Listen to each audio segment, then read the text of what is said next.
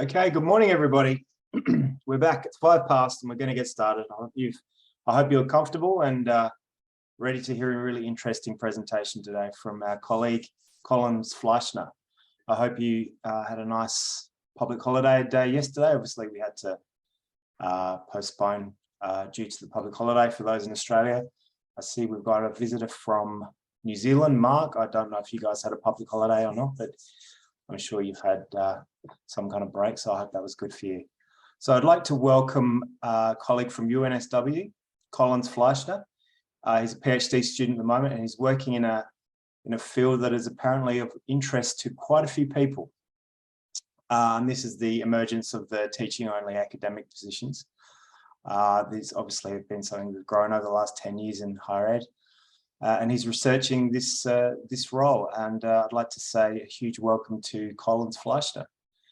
His presentation is Education-Focused Academic Roles in Australia, and some of you will have spoken to Collins in recent days. He's currently visiting academic at UniSA. So before I hand over to Collins, I'd just like to acknowledge the land on which we meet. And I'd like to acknowledge that the land we meet on today is the traditional lands for the Kaurna people, and that we respect their spiritual relationship with their country. We also acknowledge the Kaurna people as traditional custodians of the Adelaide region, and that their cultural and heritage beliefs are still as important to the living Kaurna people today. So I'd like to hand over now to Collins. Great to see you there in your hotel room in Adelaide. We didn't quite get to do the face-to-face session today. All good. Yeah, big thank you and welcome to Fleischner. Over to you. Thank you, and I just wanted to echo those that acknowledgement, Stuart, and pay my respects to elders past and present. I'm just going to share my screen and make sure this works, hopefully. So can you see this if I go into... Yep, that's no problem at all. That's using... Is that presenting properly now? That's in presenter mode now, so you're not in full screen. We can see your notes and everything there. So. Oh, I see. 1 second. You had it for a moment there. That's the one. Yeah. I go like that. Okay. Yep. Good morning, everyone, and thank you so much for having me. I must say I am not normally this alert nor human-looking at this time of the morning, but when Stuart told me how many of you were willing to be here this morning, I thought I'd better try my best. My name is Fleischner, and today I will be speaking about education-focused academic roles in Australia. Over the last 20 years, the Australian higher education sector has undergone significant change. Increased participation rates, declining government funding, and the proliferation of quality audits are only some of the pressures faced by the sector today. Universities are changing in response to those pressures to ensure their survival. And similarly, the academic workforce that performs the teaching and research at the heart of the university's work is adapting to meet those challenges as well. In Australia, a key adaptation has been the rapid and widespread emergence of education-focused academic roles since 2009. If you've been reading the trades over the last couple of years, you may have noticed an uptick in mentions of education-focused roles and what they mean for individual academics, for institutions, and the sector as a whole. The emergence of EF roles is part of a broader trend internationally. Here you can see institutions in the United Kingdom, Canada, and the United States that have similarly introduced these roles. In Australia, these roles have been introduced across the sector, and you can see on this slide the many names by which this role is currently known. I think what you see here is a commonality of purpose, but a diversity of expression. As universities respond to pressures in the broader environment in which we're operating. In many Australian universities, the EF role has been established as part of a broader strategic goal of delivering higher quality learning experiences for their students.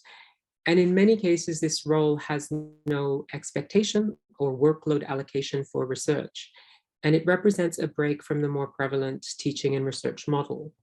So this change is significant because research has traditionally been the way that academics have established their disciplinary identities, developed professional networks, and demonstrated their value to institutions. And so these roles represent both a conceptual and practical shift in the way that we understand, value, and perform academic work. Now, there are a range of factors that affect the Australian higher education sector. Today, I wanted to highlight three that are currently exerting enough pressure so as to disrupt that traditional conception of the academic role. Since the Dawkins reforms in 1988, domestic student participation has been increasing. The proportion of Australian 25 to 34-year-olds with a university degree has risen from 16% in 1996 to 29% in 2006 and just under 40% in 2017. At the same time, public funding for higher education has steadily declined. Between 2010 and 2016, Australia saw a 5% decrease in government expenditure on tertiary education per student, in contrast with an average 8% increase across the OECD. So increasingly, Australian universities are expected to do more with less, teaching a greater number of students even as government funding declines. And these changes have coincided with the growth of international student enrollments. The number of international students in Australia grew from just over 72,000 in the year 2000 to over 440,000 by 2018, representing 1/3 of the total tertiary student population and worth more than $90 billion to the Australian economy in that time. Faced with declining government support, Australian higher education institutions pursued international student fees as a revenue stream for their growth. But this does not come without risks. A key consideration has been the level of financial exposure the sector is willing to manage because of its dependence on international student fees. For example, between 1995 and 2017, the average proportion of Australian universities' revenue from international students rose from 6% to nearly 24%, or a quarter of annual institutional budgets. And that risk, as we know, was realized in early 2020 when the COVID pandemic closed international borders and university campuses, resulting in estimated sector-wide losses of up to $4.5 billion that year. The rapid rise in student participation also raises concerns over teaching capacity, unsustainable academic workloads, and declining educational quality. Now, these factors and the risks associated with them have precipitated a range of responses. Across the sector, calls for greater accountability measures have led to a reshaping of governance structures. For example, there are now multiple instruments that seek to measure quality in the sector in order to deliver, quote unquote, value for money. And for paying students, for both the taxpayer and for paying students, such as the Excellence in Research for Australia, or ERA, the Quality Indicators for Learning and Teaching, or QUILT, and performance-based funding. Australian unis are also adopting their purposes, their business models and ways of working, whilst continuing to play their role as civic institutions. They are also increasingly seen as service providers for paying customers. This is the enterprise university described by Marginson and Considine. Money is a key objective for the enterprise university, particularly as a means to advance the prestige and competitiveness of the institution. The academic role is also adapting to this changing landscape. For academics today, there is significant pressure to maintain a high volume and quality of research output, to deliver educational quality in the face of increasing teaching loads, and to meet audit requirements in an environment of decreasing professional autonomy. This puts a strain on the prevalent conception of the academic role as a balance between teaching, research, and service. One way this pressure has been alleviated is through the casualization of the academic workforce. In Australia, between 1989 to 2013, the percentage of academic staff employed on contingent contracts rose from 40% to 56%. However, whilst casualization has helped the sector cope with the rapid rise in student load, it has had adverse effects on individual academics and the attractiveness of the academic profession, and fails to address universities' education quality and reputational concerns. Casualization is a short-term solution to a long-term need for capacity and capability development. The emergence of EF roles is in part a response to the difficulties of casualization, with universities recognizing not only the need for people with expertise in education, but also the need for developing ongoing generations of these experts. And so what you have here are a range of factors that are exerting pressure on the sector, bringing about a myriad of risks and challenges. And we've observed the sector and individual institutions responding, with EF roles emerging as a possible solution to some of these challenges. Whilst EF roles comprised less than 10% of the Australian academic workforce in 2018, they represent the fastest growing academic group in the sector. Between 2008 and 17, the total number of EF academics grew 314%, compared to relative stasis in teaching and research roles. Now, that percentage is obviously quite large because of the lower starting number of them. But what is also notable is the breadth of that increase, with the majority of universities in Australia having introduced education-focused roles.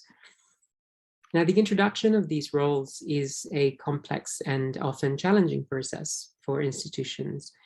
It requires tangible and often contested changes to enterprise agreements, workload formulas, recruitment processes, performance criteria, and promotions policies.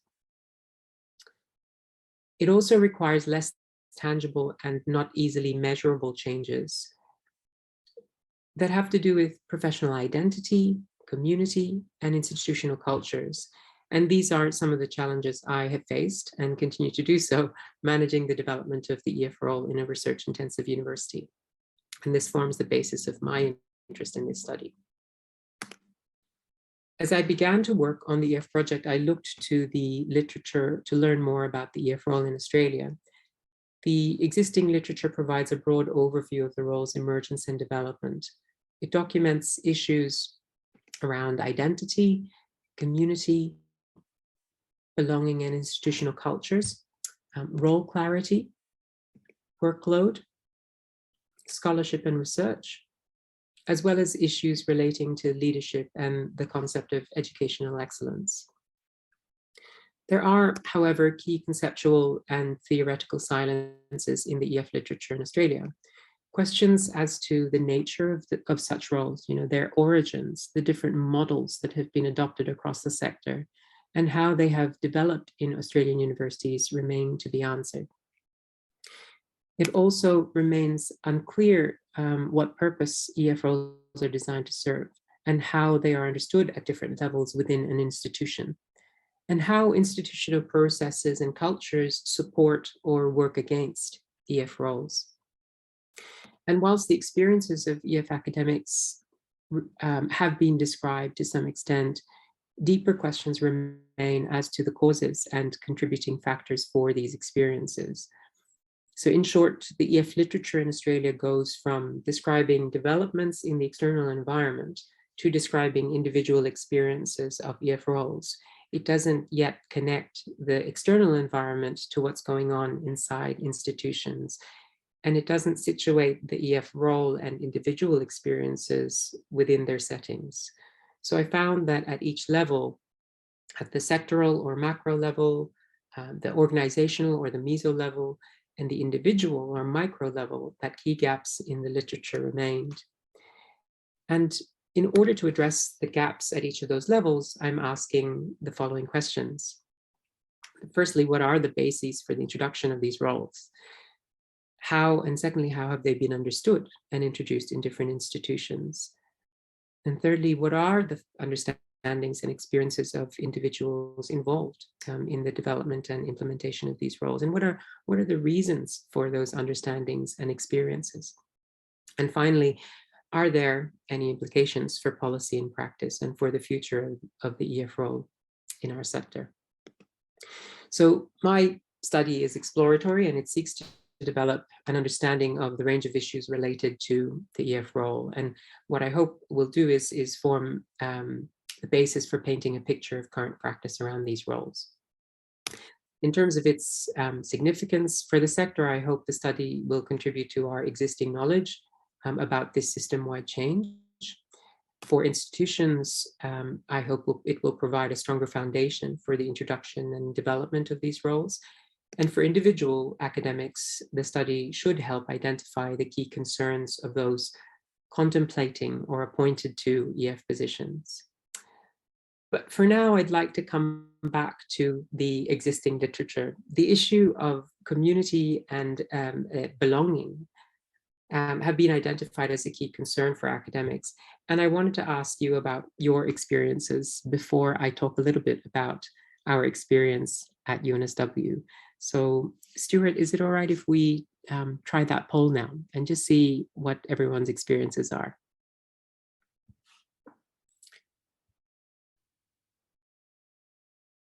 So in your opinion, in your experience, do you think EF or teaching academic roles are seen as equal to teaching and research roles in your institution? I'll give you a few more seconds. I don't know if everyone else is seeing the live results as it comes through. No, I can't see them.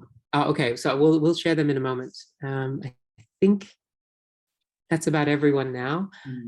Yeah, that's pretty much everybody.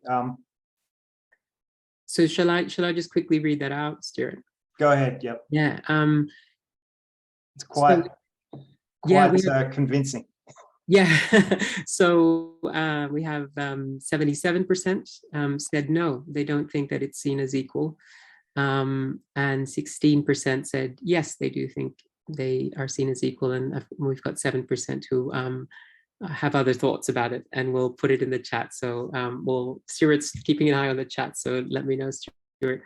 We have someone from TAFE where apparently it's not an applicable thing, so I guess that falls under the. Oh, I see. Yeah. I see. I wanted to ask now. I'm going to put you on the spot. As someone who said yes, would anyone want to share?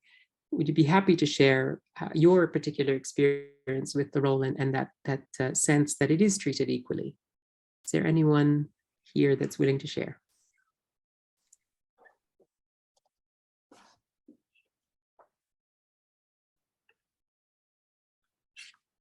I can't see. Sir, I don't know if you can see if anyone's putting their hand up or unmuting themselves. Hang on, I've just shared the poll. Okay. Can others see the poll? Yes. Yeah. Okay. Thank you. Nobody seems to have their hand up. There's a few thumbs up.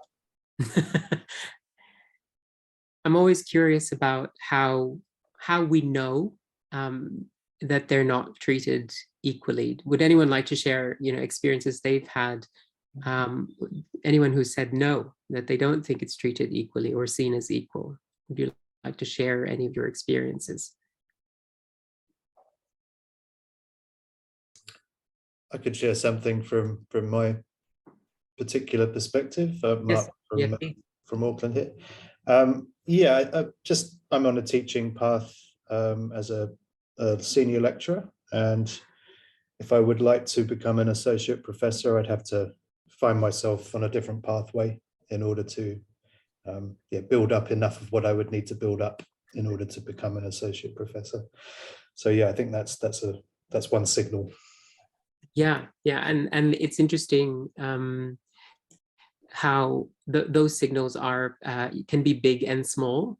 So they can be big like that, where you can't see a path to progression just by the way that the expectations are designed. or the way the role, some institutions, they cap the role at level D. So that's already a signal that there's a ceiling and it's below the teaching and research role. And I remember once being in a meeting and when the topic of education-focused roles came up, there was this really derisive snort from one of the academics in the room. And it showed me, sort of, there are the big ways of expressing that culture or that view that it's lesser. And then there are those small ways, those kind of everyday ways that it's expressed. And sometimes as well, it's about, so at UNSW, we're organized by schools and faculties, and obviously there are regular school meetings. And sometimes what you'll see is what the school tends to value is what appears on the agenda for regular meetings. And often education and how you improve education in the school doesn't show up in the agendas. So, and it's always about the research and what research the school is doing. So again, that's another way that the university inadvertently or explicitly is saying these aren't treated in the same way. Thank Collins, you. I think you need to share your screen again. The poll might have knocked your presentation off. Oh, I see. New share. I can see a presentation that's got the word poll in red. Okay, let me just see. I think the presentation's still working. Okay, then that's just me. So sorry about that. I've moved the, oh, hang on, let me see. I've moved the slide. Can everyone see that? Yes. Yes, okay. Right. So firstly, I think just a bit of background in terms of our experience at UNSW. The EF role was introduced at UNSW in 2017 as a strategic initiative with a target of 25% of the academic staff body becoming education focused by 2025. And excuse me, to support academic staff in these new roles, we established a tailored program of support. And we also ensured that key changes were made to the policies and processes that governed academic expectations, performance, and progression. And we wanted to make sure that there was a promotion pathway to professor or level E. Since 2017, our EF community has grown from about 150 academics made up of, the first cohort were teaching and research academics who converted into EF roles, and now to over 400 academics, and they are made up of those teaching and research conversions, but also sessional academics who've converted into EF roles, recent PhD graduates who are starting out, this is their first academic role, as well as academics that we've been able to recruit at all levels in all the faculties from Australia and internationally as well. And so this is the EF career pathway at UNSW. Essentially, there is an expectation not only of high quality work in education, but also of ever increasing influence on the educational environment or educational knowledge. A key feature of our pathway is the option to choose one of two forks, if you will, at level C and D. And that is of the scholarly teacher on the left or the institutional leader in teaching and learning on the right, to recognize staff preferences and capabilities and the university's need for both scholarly teachers and educational leaders. That isn't necessarily mutually exclusive. One can, of course, be a scholarly teacher and educational leader. Rather, it's more of a recognition of where an individual might invest the majority of their time during this middle phase of the career pathway. So we established the EF role at UNSW, but we recognized that for some, it represented a professional risk. This was a bit of an unknown at the time. We also recognized the prevailing culture at UNSW of research as being highly valued over education. And we knew that a program was needed to ensure academic staff in these roles were well supported. As I mentioned earlier, the EF role represents both a conceptual and practical shift in the way that we understand academic work And we knew that we had to address tangible issues like those, recruitment, promotions, academic expectations. But also we had to address less tangible issues related to professional identity, community and belonging, institutional cultures, and role clarity. So for the EF program to be successful, we had to take a holistic view of academic development. If you're going to be education focused, you better be a great educator, right? So we wanted to ensure we had support available to enhance their teaching practice. And for this to be a viable career pathway, EF academics had to progress through the academic levels. So we put in place support to ensure that happened. And finally, it was important that EF academics weren't isolated and that they weren't only accepted, but rather became an integral part of the academic community at UNSW. And I'll elaborate on that particular dimension in a moment. And those three dimensions underpin the multiple streams of the EF program. So we have professional development events for teaching practice, career development grants for conference attendance and institutional visits. We support them for advanced HE fellowships.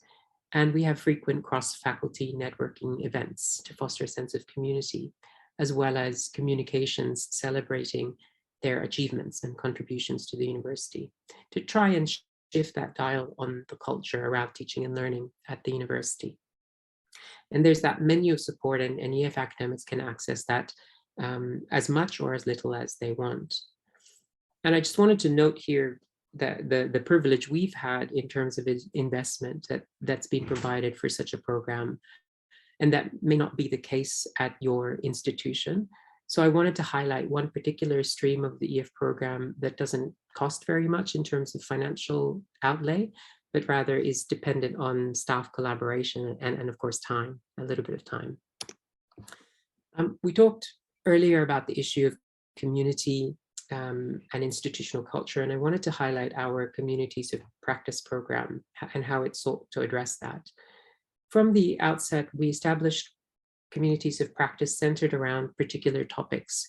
You can see on the graph here topics like evaluation of teaching and e-portfolios, online learning and innovation, digital assessment, teaching for equity and diversity, and so on. Each COP is provided some administrative support to ensure monthly meetings happen, and that all academics had to do was attend. No homework, or at least not heaps of homework. The idea was to form a supportive community around a domain of practice. So sometimes they share and discuss a journal article, sometimes it's about sharing their practice with the group. They've also worked on developing resources around their particular topic of interest, or they might work on a conference presentation together as well. So each COP is enhancing their teaching practice. We also have 2 academic leads for each COP, and they hold that for a set period of time. It's an opportunity to take on leadership activities and help in developing those leadership skills necessary to progress through the academic levels. And initially, they were only composed of EF academics because we wanted them to get to know each other as a community, to form friendships, and to get them out of faculty silos. And this fostered a sense of community amongst the EF academics. And what we found eventually was that these COPs began to thrive, and we were steering very much from afar. And they had a lot of autonomy to just get on with the good stuff that they were doing. They started to grow, and an interesting development was the inclusion of non-EF academics, so teaching and research staff, as well as some research-focused staff, and also professional staff. For example, ed devs, a lot of ed devs joined the digital assessment COP because they're involved in that in their faculties. Or we had our central unit, we had a central team of equitable learning facilitators. They joined the Teaching for Equity and Diversity COP, and both benefited from that and also contributed to that COP greatly. So what began to happen was these non-EF academics and professional staff began to see the expertise and energy of EF academics, and shock horror, saw that they had great expertise actually, and great ideas on how to solve the very real educational challenges around the university. And, again, even more shocking, they started to become friends. And it just served to clarify what education-focused people did, and kind of demystify a lot of the questions around the EF role and what it was.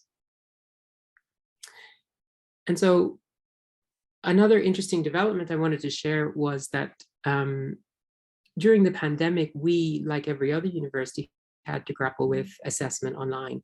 And by that point, the COPs had matured enough that they were well known across the university as these incubators for great ideas. And because of their diverse membership, they were quite representative of staff who had day-to-day and a deep understanding of education at UNSW. So when the University Council started a working group around digital assessment, the views and the input of the digital assessment COP were sought because they were daily practitioners of assessment. The COP had academics and professional staff, they were cross-faculty, their perspectives were really valuable. And so the result of all of this was a community. And EFs formed connections with staff right across the uni.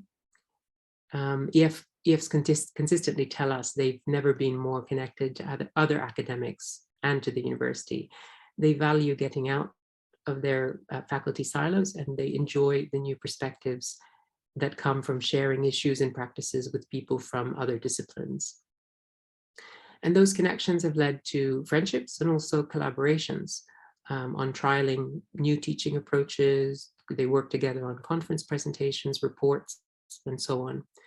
And I think to a certain extent, by working together, sometimes in partnerships of 2 or groups of 3 or more, educational leadership, and I put that in quote, in quotes, and the scholarship of teaching and learning, which can sometimes be hazy or a bit of an unknown or a bit daunting. You don't know where to start sometimes. That becomes more doable within a group. And those collaborations are leading to achievements that benefit our students and the careers of EF academics. So just before I finish, just the impact of the program overall, we can see it in the overall higher student satisfaction scores of EF academic staff. And that's a big caveat, of course. It's just one indicator, fatally flawed, some might say, of teaching quality. But we do tend to see that students appreciate the work of our EF academics. They've also been promoted to educational leadership positions across the university. So we've had over 50 of them promoted from levels B to E, and they've been appointed to senior leadership positions such as directors of education, associate deans of education, and recently provost chancellor for education and student experience. And that community has continued to grow, as I mentioned earlier. You saw in that graph from about 100 to over 400 as of last year. And they are now consistently win multiple institutional and national awards for teaching excellence, as well as recognition as senior and principal fellows of Advanced HE. This is not to say that the picture is, peachy and completely rosy. There are still key concerns, one of them being workload and how do we manage workload so that EF academics can not only teach, but also engage in educational leadership activities to lift the quality of our teaching and of our educational experience at the university. There are also still continue to be questions around status and esteem. There are still areas of the university that don't treat these roles as equal, and we've put a lot of concerted effort into that, so that's still an issue for us. And of course also portability. So can EF academics, can their careers be unbounded? Can they move from institutions to from institution to institution, and can they move internationally as well, with the same kind of understanding of what they do and what they bring as a teaching and research role? Hopefully, though, that by talking about these issues to lovely people like yourselves and by connecting across institutions, we may be able to find solutions to these issues together. And before I finish, I just wanted to plug my study. I'm still keen to speak to staff in Adelaide, and if you were willing to participate in an interview, I would be most grateful. It will be invaluable for my studies. So I've got my email address there, and I'll put it in the chat as well for anyone who might be interested in having a chat with me. So thank you very much for listening, and I welcome any questions and feedback you may have. Thank you very much, Collins. That was very, very interesting. And yeah, lots of things to think about there. I'm a teaching academic myself, so I'm sitting there, my mind's spinning as I'm listening to you. But we do have a couple of questions, and I'll try to get to them. We have a little bit of time. Antonella asks, in relation to changes in funding, have you looked at how the funding is distributed within the institution, specifically the proportion of funding for management and admin versus academic positions, and whether this has also changed? So that's a long one. Yeah, so we know on an aggregate level, sector-wide, that there has been a growth in professional roles. It maybe, if I'm answering your question correctly, so in terms of the funding and where it's being allocated, there has been a growth of professional roles, in part because universities are being expected to report so much, number one, on what they're doing and justifying what they're doing. So you need professional staff to do that. There's also that much more competition around both getting grants and in terms of the research space, getting funding for that, but also in competing for students. And so you have a lot of professional staff around that as well. One of the biggest areas of spending,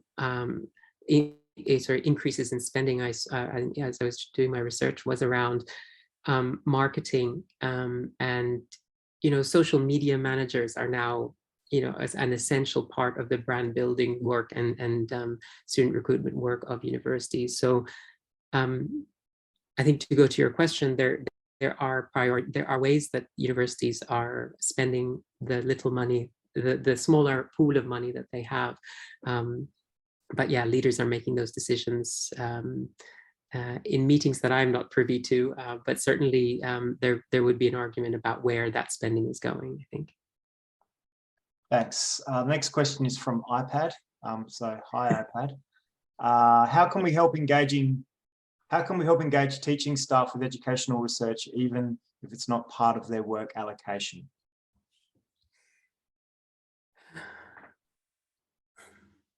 Tough one, right? Yes. I think that's the thing that is tricky, because you do want your teaching to be informed by research, and you constantly want to be looking at how you're doing things, what are the theories and practice that underpin our practices, and what are the assumptions that we're making about our students and about ourselves, and always thinking, how do we do this better? I think for us, the main thing I could say is that if it's just built into the work that you do, and when you share the load, in terms of what we found with the communities of practice, is that you're kind of constantly engaged in a scholarly conversation around teaching. It does help somewhat, but it's very hard. It is very hard if you don't have time. And I think, to a certain extent, we're constantly having to educate managers of EF academics about just how long it takes to deliver high quality teaching, and teaching that is informed by the literature. So I think a bit of clarity around, I think sometimes managers of academics don't realize the amount of time it takes to deliver all the amazing stuff that they do deliver. So a little bit of education from below and from the top as well, about exactly what it takes is important to do. Thank you. The next question is from Leopold. Given that UNSW has 5 years experience with EF roles, could you share some more statistics about the gender makeup of EF academics versus balanced academics, and or the academic level makeup of EF roles versus balanced roles? Yeah, that's a really good question. Certainly at UNSW, I have that data. And for us, our